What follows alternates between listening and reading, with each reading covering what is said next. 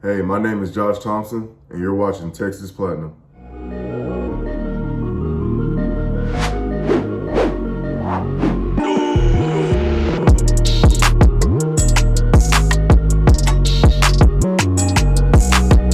What's going on, guys? Texas Platinum is back this week with another video for y'all. Obviously, it's been a bit of a tough week. A lot of crazy things seem to be happening around our program. Not only do we lose again in heartbreaking fashion, just totally falling apart in the fourth quarter, but now apparently Josh Moore doesn't want to be on our team anymore and got in a verbal fight with Sark. And to top it all off, our program is now most notable for a monkey named Gia that bit. I'm laughing because I can't even make this crap up. An 11-year-old on Halloween night at Jeff Banks's house. What is going on? Like, our program has turned into a freaking sitcom between the losses that we're blowing, and then the dysfunction on our team, and then the dysfunction in our coaching staff. It's clearly not. It has not been the season that we've wanted it to be. And then, of course, this week we are going to be tested again as we hit the road and go up to Ames, Iowa, to take on Iowa State and the Cyclones. Obviously, they're not having the season they wanted either, but it'll be a test nonetheless in a very hostile environment. So, with all that said, welcome. We are about to dissect all of that information for you guys. If you're new here, please subscribe, like, comment, subscribe, all those typical things that we always say. Help us out. We'd love to hear y'all's thoughts about the program, about everything else going on right now in Texas sports. And joining me today is Matt Myers. So I'm going to hand it over to him. We can go in so many different directions to open up this show. I guess I was going to say, let's do Baylor, but honestly, I'm just curious what you have to say right now. So just take it whatever direction you want. Yeah, I will. I will. So I was watching the game Saturday and we looked okay in the first half. And I was like, okay, we got a nice little lead. We went up 21-10 at one point, and I was thinking, there's no way we do it again. There's no way we blow another double-digit lead to a ranked team. And we did it like really fast, actually. Like, we got that lead, then everything just went downhill from there.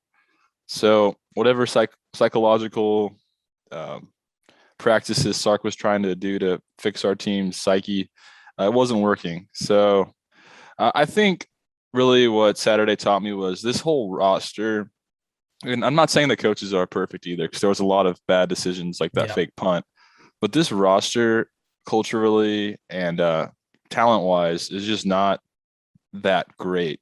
You could just see it down the stretch. I mean, there was a play that stood out where I think it was both of our tight ends against like one edge rusher from Baylor, and they just like pushed him 6 yards into the backfield and tackled Bijan like for a 5-yard loss.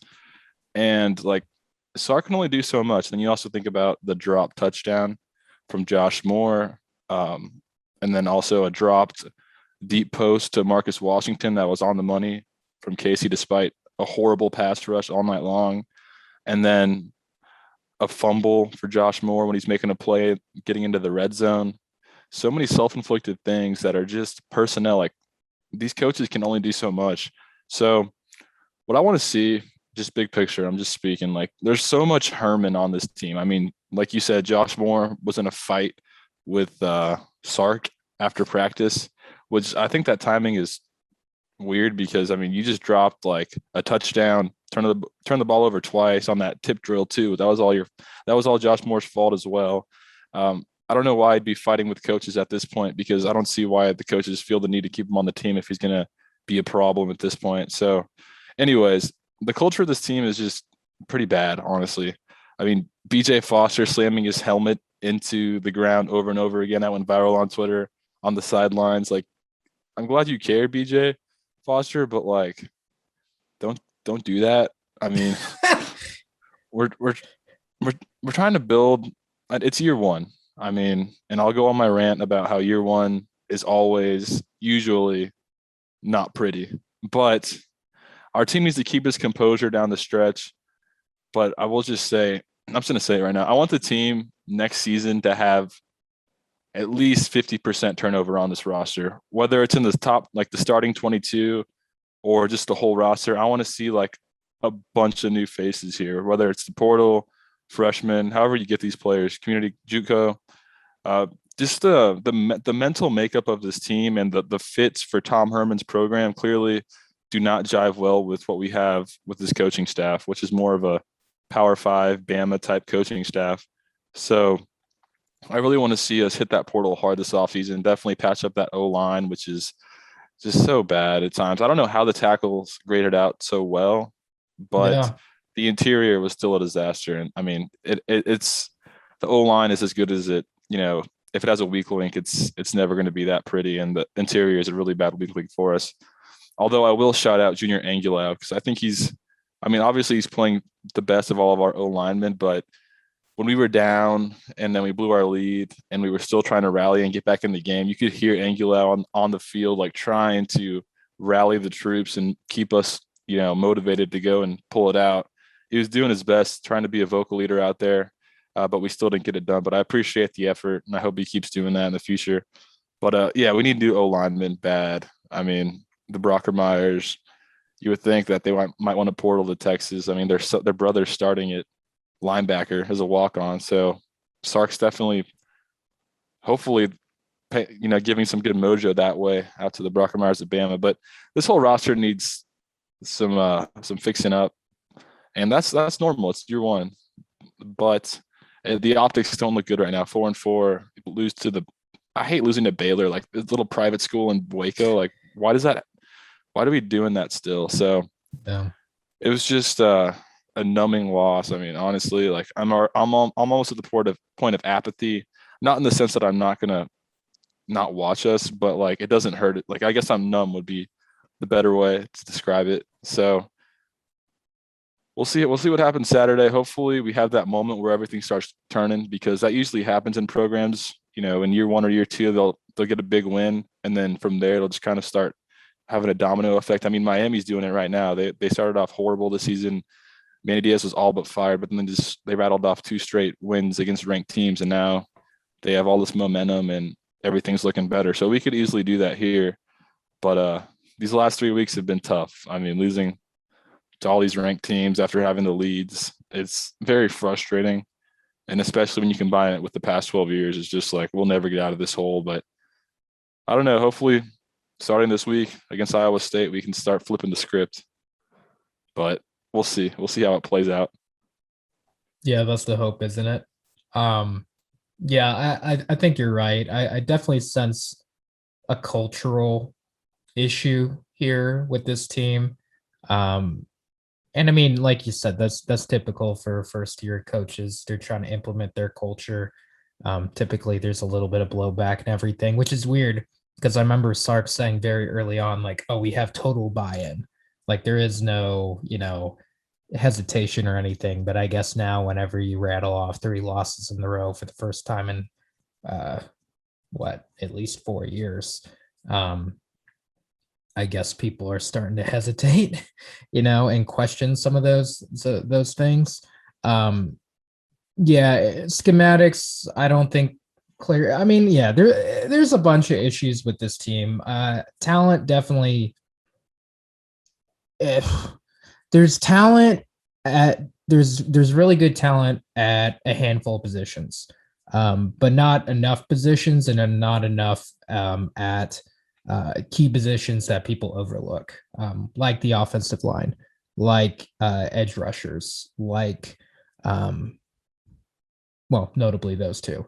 In order to have a really good team, you need talent at edge rusher, defensive line in general, but specifically if you have a great edge rusher, you're golden. And then of course, offensive line is something that I think everyone typically overlooks. And you don't even have to be a great offensive line. You don't have to be a Bama or Georgia or anything, but at least something very solid and reliable. And both of those, like we've said all season, have been definitely lacking on this team. And it shows up. It shows up at the end of the day in the win-loss column. It may not be super obvious for people that are not super tuned into football, but if you know what to look for and everything, it is pretty obvious. So that seems to be an issue here. I'm curious how we scheme around it. At this point, it doesn't really seem like we've found a way. This staff, like you said, certainly isn't should not be. They definitely deserve a fair amount of blame. The fake punt was the dumbest thing I've ever seen. Like, what the hell are you doing? I mean, I wasn't yelling at my TV, but maybe I was. But anyway, I was shocked that Dicker actually did it, because I could tell he was hesitating about it, and he was looking for, is there an opening? Is there something? Clearly there wasn't. So I thought, okay, he's going to wait, and then he's going to kick it if he sees nothing. And there should have been an option on that play. I don't know why Sark, supposedly he called it just as you're going to run it. There's no other option, which is stupid. You should never do that on a punt play. You should, if you're ever going to like, call up a draw in order to have them run it, at least give them the option to get rid of it if there's nothing there. So that was just dumb. I also wasn't a fan of how we used up like two of our second half timeouts, like pretty early on, like in the third quarter, we were down to one timeout. I'm like, that's dumb, because past two games, we've lost in the fourth quarter and we've needed timeouts. And figuring that we'd probably do it again, which we did. I figured, like, you better hold on to your timeouts as long as you can, because chances are this is going to be a ball game, and Baylor's not a slouch team that's just going to roll over. So I didn't like that either. But yeah, I mean, some good things that I liked were the Wildcat for Roshana. I'm glad that was implemented again. And just to see Roshan on the field, he looked good. I loved the package. I think we need to continue to do it more. But I feel like we abandoned it in some very key situations, which, again, a head scratcher for me. I don't know why you do something that works, and then on some critical third downs, you just go away from something that was working, just to try to, play hero ball with Bijan, who just hasn't looked himself really for the past 6 quarters, really since halftime against Oklahoma State. He just has not been much of a factor. And I don't know if that's really on him. I think it's more so just on people scheming for him and knowing what to expect. But I think that the Wildcat packages was something that really shook things up with the running game and worked well. I just wish we continued to do it more in some of those key situations. And then, of course, the Keelan Robinson thing is just such a joke. I just feel like he shouldn't even be on the team anymore. Like, he should be looking to transfer, because how has he not gotten, like he'll get like one rep a game, if that, or he'll be on the field one play a game. And it's just like we don't have a ton of weapons. And I think I said in the last video, I'd love to implement all three backs. I think they're better than a lot of our receiver talent right now with Whittington out. So I don't know. That continues to puzzle me and puzzle the rest of Texas fans. And yeah, wide receivers just need to know how to catch the ball. And then Casey's been good, but not great enough to really overcome our other deficiencies. He's certainly missed a couple really key passes, especially that one to Xavier Worthy, who was wide open. That would have been a touchdown. And then he didn't pass it to Joshua Moore on one particular play where Joshua Moore was completely wide open. So pretty amazing, considering that, Baylor has such a solid secondary, but they really did break down on a lot of plays, but we just couldn't take advantage of it, which is just, a tale as old as time, it feels like, for this Texas team. So yeah, those are just kind of my initial thoughts. But I mean, really, the main point at the end of the day is we're just continuing to watch the same old crap, and it's infuriating and not funny or anything. I mean, it's kind of funny because it's almost, like I said, I feel like I'm watching a sitcom, and the joke is Texas finds a way to lose. So it's like this, how's Texas going to do it this week? That type of I feel like that's the type of reality show or whatever that I'm watching right now.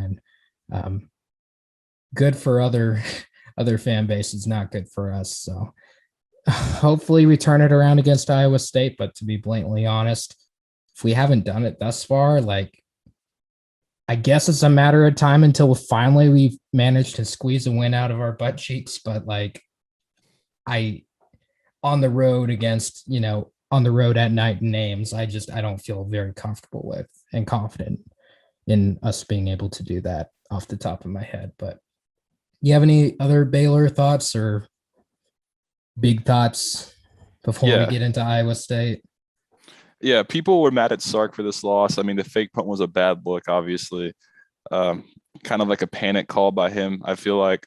But the players left 17 points on the board. I mean, at least 17 points. You think back to the Yeah. Casey Thompson just throwing it out of bounds to a wide open Xavier Worthy with no one near him. That would have been a touchdown. Josh Moore dropping a touchdown. And then the fumble, the Josh Moore fumble in the red zone going in after he got the first down. Those are you get at least 3 points out of that because Dicker's been hot. He's been making everything, and you're already in field goal range pretty easily. So, I mean, Sark is to blame for some of it, but these players have got to execute. And you got to go listen to the Horns 24/7 podcast with Michael Griffin, former Texas safety. He really goes into the roster and talks about how he thinks these coaches are legit. He's been at practice.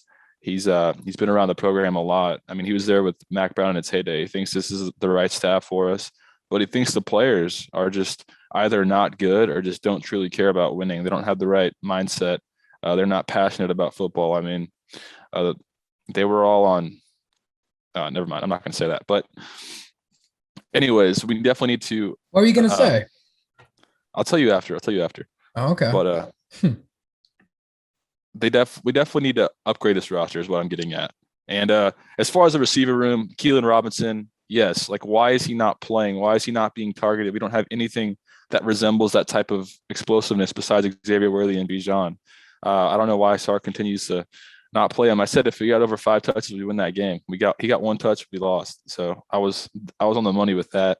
But also Jatavian Sanders. I mean, these receivers are atrocious. I mean, they're liabilities. So many bad drops. I mean, Marcus Washington, yes, he tried. He had some good receptions and all, but then he also drops a play that we really needed. That was a good ball by Casey. You can't rely on him to go and win you games. I mean, when he's like your second option, that's not a good situation for us. So I don't know why they're not putting Jatavian out just on the outside and let him run some receivers. I know some routes at receiver. I know he's not the fastest guy, but he presents something like a matchup issue for somebody. Just throw him jump balls or anything. Remember him mossing all these kids in high school with these one-handed catches. I mean, he can at least give us something because we're not getting anything from these receivers outside of Xavier Worthy. Just catch a ball. Yeah, just catch the ball and move the sticks. Just give Casey a reliable target that'll catch and run and be in the right spot and just execute for us. And then, yeah, and Casey Thompson, people are already calling for Hudson Card. Casey played fine. I mean, he had that one really bad play where he missed Xavier Worthy, but I think he was our highest graded out player on the team. If you look back, I mean, he's always dealing with pressure and just he doesn't have a very good cast around him besides Bijan and Worthy. So he's always trying to like make things happen in chaos pretty much because our receivers are either going to drop the ball or run a bad route or the O-line's not going to hold up for 2 seconds. So he's always playing like with one of his hands tied behind his back. So yeah, if you want to throw in Hudson and just start the youth movement, that's fine. But I don't think it's going to be any different. And especially you don't want to throw him in against Iowa State on the road in the cold. That's going to be a disaster after seeing how he reacted in Fayetteville. So don't do that. Throw him in against Kansas if you want to give him the start there. Yeah. But I do think Casey's not the problem at all. I would prefer to roll with Casey into the rest of the season because, I mean, he can return next year. It's not like he's super old either. He's got at least one more year of eligibility after this. So just wanted to get that out there. And the defense, oh my gosh, the defensive line is not very good at producing a pass rush. If you put Joseph Osai on this team and Sam Cosme, just those 2 players alone, I feel like this team is easily 7-1, easily. Mm-hmm. I mean, Sark tried to address it in the portal with Ray Thornton and Ovia Gofu and guys like that, but they're just not great. There's a reason they weren't starting at where they were at before they came here. So we definitely need to upgrade that position fast. I know that we have a great recruiting class of defenders coming in, D linemen, so hopefully they can be impact players as freshmen because we're going to need them. But yeah, this roster is messed up. It's really bad. And another, just gut-wrenching loss like clockwork. So we have another tough game coming up this weekend. So it doesn't get any easier for us. We need to win because now we're teetering on the brink of having going under 500 and possibly missing a bowl game, which would just be so bad. So yeah, those are my final thoughts on Baylor. Yeah. I don't really have any more myself. I think we've touched on just about everything. It's just been bad.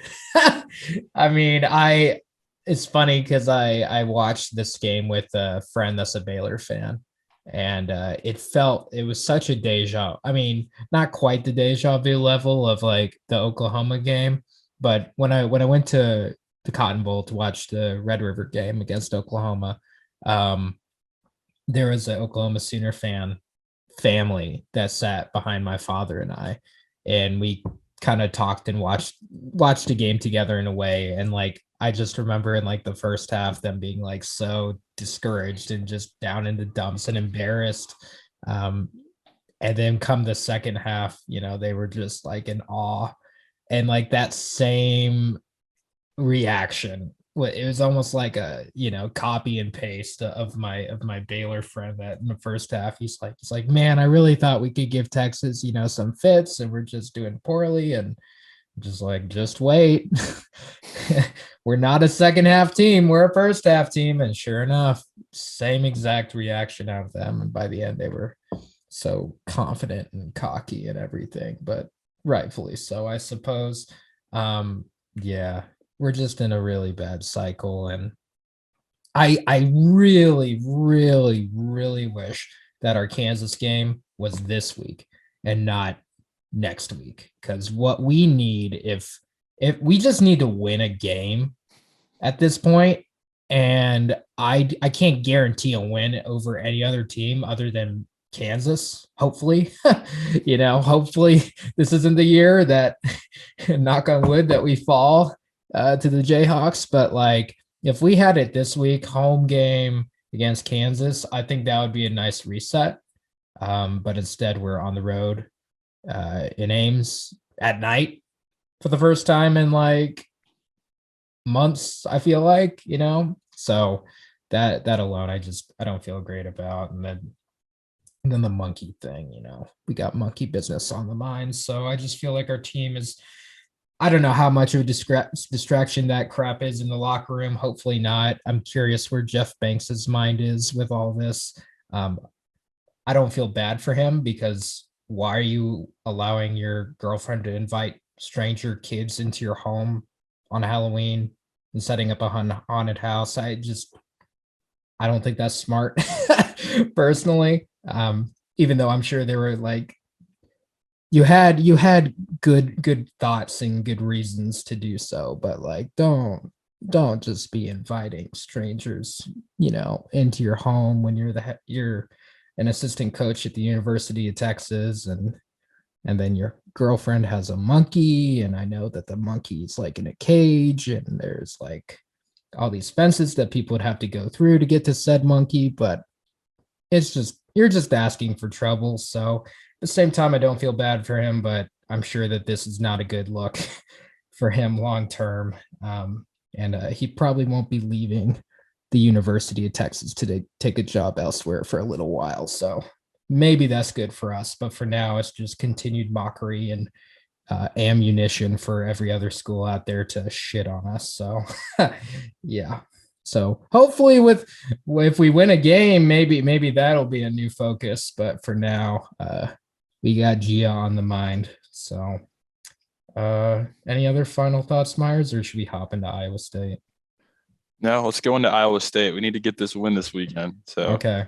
Okay. I'll have you lead it off then. Give me your thoughts about the game. Right. Yeah. Iowa State was doing their typical thing where they start off, lose to Iowa, nearly lose to like a terrible G5 team. Then they just all of a sudden become a machine. And they were doing that. However, they went into Morgantown last weekend and got royally screwed by the refs. That was probably the worst ref game I've ever seen. And they lost it. So they're coming off a loss, actually, which is you don't really see very many Iowa State losses like that late in the season. So maybe they are vulnerable a little bit. I mean, obviously, Brees Hall is their star running back, probably one of the best running backs in the Big 12. Brock Purdy's still there. He's been playing better this year than he has the past couple of years. I feel like because he'd been really, average at best, at least last season. So he's still there, and I think probably their most dynamic player, in my opinion, is their receiver Xavier Hutchinson.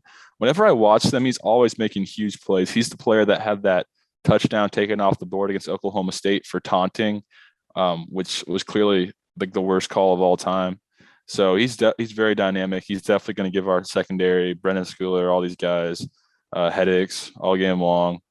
And Charlie Kohler's still there. So it's pretty much the same team as last year. I mean, Will McDonald's still there. They're known for their defense, obviously, they give up like less than 20 points a game, I think Trevor was saying. So, and then also the fact that we're playing in Ames at night, and I'm sure they'll wear their blackout uniforms, which annoys me, by the way. I don't know why they do that. They don't have any black in their colors at all. But They look good though.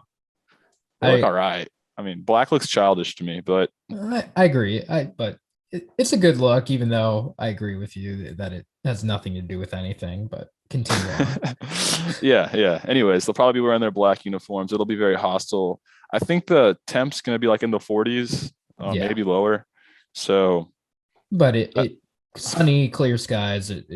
Weather shouldn't be an issue unless we're just a bunch of pansies and can't take 40-degree weather. But yeah, that's true. No snow or anything like that, which may come in 2 weekends in Morgantown. So hopefully that we avoid that. But yeah, it's definitely a spot where everybody's going to be like, oh yeah, Texas is losing this game. All Texas fans are saying we're going to lose this game. Way more than the Baylor. I mean, Baylor, I thought we were going to lose, but a lot of Longhorn Nation really felt like we could definitely win that game. I feel like now everybody's just kind of punted on this team this season, and they don't think we're going to win this. They're kind of looking towards Kansas as our rebound, get right game. So I think there's an opportunity there for Texas to go and, get a good win on the road and just get this thing turned around. Because you win this and you get Kansas, you win both those, you're on a 2-game winning streak, and you have some momentum, you have some belief again in the building. So this is a crucial game for Texas. I mean, if you lose this, then like I said, bowl eligibility becomes in question, which is not where you want to be at. And that's people will compare this team to Charlie Strong and all that. He missed a bowl in year 2, year 3, but this team looks way better than any Charlie Strong team. We're right there with ranked teams. Like, we're not incompetent. We're just like snake bit and cursed right now. This season reminds me a lot of 2019 when we started out pretty hot. We almost beat LSU, the Oklahoma game was a weird game, but I mean, we held our own and made that game like competitive against Oklahoma. And at that point, everyone was saying like, oh, we'll see you again in the Big 12 title, much like this season where barely lost to Oklahoma. And we were thinking like, okay, this is going to be an obvious rematch down the road. And then just started rattling off losses at that point. 2019, I think, was very similar.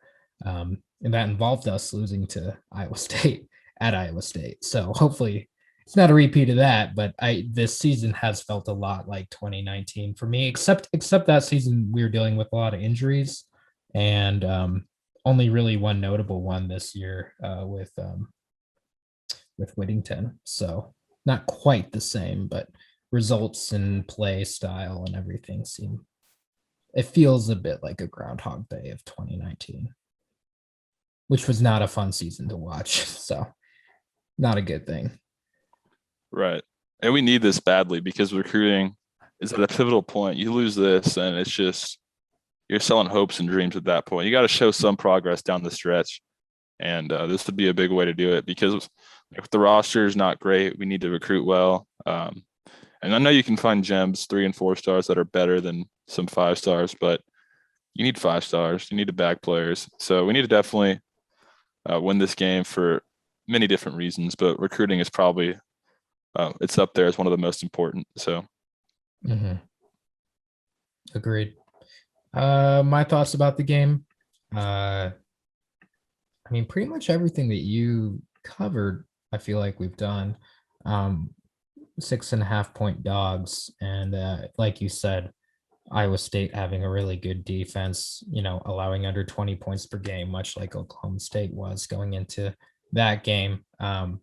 So I definitely don't expect this to be a shootout. Not that I would expect it to be, because 2 weeks in a row, we've only put up 24 points, which I can't really, I feel like not since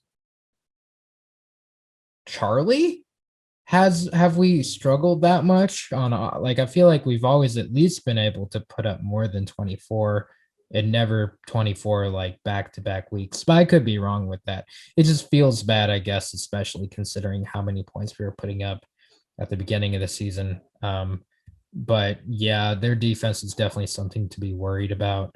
And then their offense is it's not mind-blowing or anything like that, but it is pretty consistent, and I feel like they are hitting a stride like they typically do in October, and like they typically do whenever they play Texas. I feel like they always get up really big for this game and start executing and making big plays. So they got plenty of weapons that we need to be aware of, and we already are aware of because they've all been on this team before, I feel like. But yeah, it's just going to be a big challenge, and I'm not sure how we overcome it other than just coming together and I guess really just hoping that Iowa State doesn't.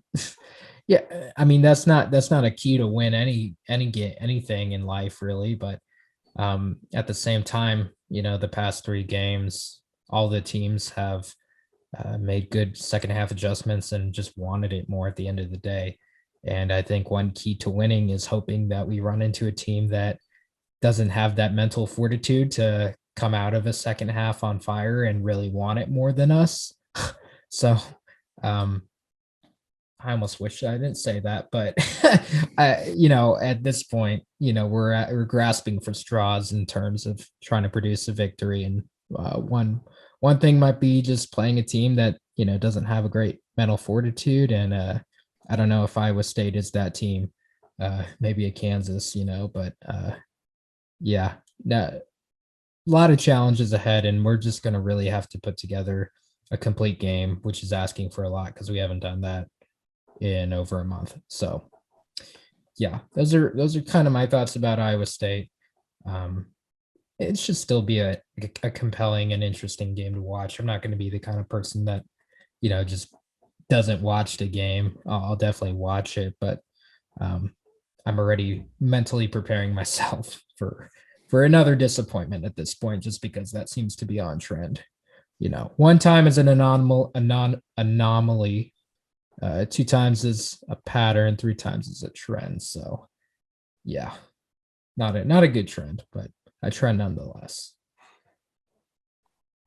Yeah. And just like Sark said, we're going to get over this hump eventually one of these weeks and become a dangerous team. And that's true. I mean, we're not losing to bums out there. We're leading top 15 teams by double digits, then blowing it for whatever reason. Mm-hmm. So we just need to keep chopping at that wood, and we'll get there. I mean, we'll turn the corner as long as we stay bought in and we're not completely give up on everything, which we shouldn't. I mean, football's all about responding to adversity. So I hope the team mentally is still checked in. I'm sure they are. I don't think that this staff is a bunch of amateurs. They know how to keep this team focused and everything. So just keep playing, just keep on, keep throwing punches, and it'll turn. I mean, like I said in the last video, and I've always been saying this entire season, I mean, Dave Aranda looked awful in year 1. Matt Rule went like winless in year 1. Bob Stoops 7-5 in year 1. I mean, the list is endless. So it's going to turn. I mean, Mel Tucker did horrible in year 1 too, and look at him right now in year 2. So Just what we want to hope for is that it starts turning now, opposed to next season. Because if it starts turning now, we get the momentum going into next season. It'll just help on every level: recruiting, morale in the locker room, buy-in the off season. So if we can get that momentum started right now instead of, I don't know, early next season, it'd be way better for the program. So winning this would be huge for us. It would get us. I mean, we're not playing for anything anymore. I mean, we're not going to the Big 12 title, but we're playing for next year. We're playing for the program, recruiting, all that. So, and also, I'm tired of being dunked on by Oklahoma State and Baylor Twitter. I don't think I can handle Iowa State Twitter coming at me again, because these are small schools. I know they're good, but we're like, the Texas Longhorns need to beat these teams, just straight up. Yeah. So, yeah, I'm ready for predictions unless you have anything else. No, let's hop into it. You want me to lead it off for you? I'll go first. I think we're going to win. I think Texas will win this game 34-23. I know everything I've said goes against that. Like, we're not a very good team. We're mentally goofy right now, however you want to call it. We don't have everything. Like, in our roster has serious holes. Our O-line is going to struggle with their D-line. I just feel like it's going to be a weird game where Texas just plays a good game on the road and wins. I mean, Iowa State's, they just lost to West Virginia. They're not, I know they'll crank it up a notch for Texas at home, but they're not like a powerhouse team. I mean, we've been losing to good teams. We've been beating the bad teams. So I think with that, we're going to go into Iowa and win this game and hopefully get the season turned around. I could see Casey Thompson playing really well on the road. Bijan definitely needs to get right this game, and I think he will. We need to run outside zone and then split Keelan out, get him involved. Defense, I think the defense can do well against this offense. I know that they're pretty balanced and they'll have long drives, but they're not like a super like Caleb Williams type offense where they're just going to just go crazy on you and just have explosive plays. Although Xavier Hutchinson is very explosive, but I think our defense will be able to get stops and hold them to field goals and stuff like that. So I think Texas wins. Nice. I'm glad one of us has Texas winning, because I don't. I mean, I at this point, I can't, until they prove me wrong and show me that they're capable of winning, I can no longer continue to pull out hope that we'll win this game. I mean, I predicted, well, I guess I did predict a loss to Oklahoma, but I predicted previous two games, Oklahoma State and Baylor. I really thought that Texas was going to win. Oklahoma State, I thought it'd be a tight battle, but we'd win. Oklahoma State wasn't even really an afterthought. And then Baylor, I was a little worried, but I felt like it was such a must-win game that we were going to be able to execute and step up to the plate, and we just failed to do that. So really, at this point, until I actually see us be able to do the things that we need to do in order to obtain a victory, I'm not going to really predict one, even though that's pretty pessimistic and everything. Until next week against Kansas, I think even if we're in total disarray, we should definitely be able to at least squeak out a win against them. But this week, however, I just need to see it. And at this point, if I haven't seen, the particular ingredients needed for a win at this point for, this long, why should now I just expect it to miraculously change, especially with all the, not that the monkey is that much drama, but I also don't love that apparently Joshua Moore, is getting into it with Sark and everything. Like, even though he's, not like our number one receiver or anything like that, I mean, he is a key part to our team right now, especially with Whittington out. So if he's not playing, God, I mean, it's Worthy, and then it's no one else. So I that alone has me very concerned if that's going to be, a big factor for us, because we just don't have a lot of receiver weapons outside of Whittington and Worthy, and then Moore, like I said, he's a great talent, just can't seem to put it all together. So I don't know, definitely something to look out for, and hopefully he plays. Hopefully they're able to make amends and make things right.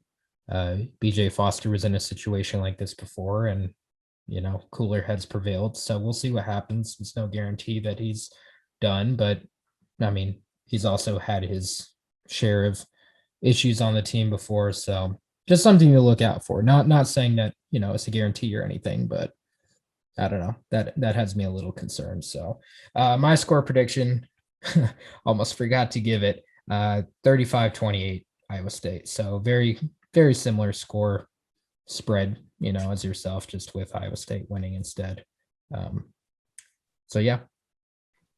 We're gonna win. We're gonna win. This I'm calling it. I'm irrationally confident. We're gonna play our best game of the year and win.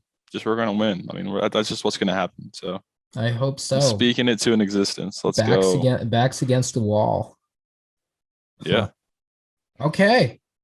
Well, cool. Thank you guys for watching the video this week. I know that times are tough right now and interest seems to be a little bit low, but if you made it this far in the video, that shows that you're a true fan and a big supporter of us. And for that, we love and respect and appreciate you guys for doing that. So drop us a like, share this video if you feel compelled, and yeah, let's hopefully watch a good, exciting game this week against the Cyclones. So with all that said, horns up and hook 'em.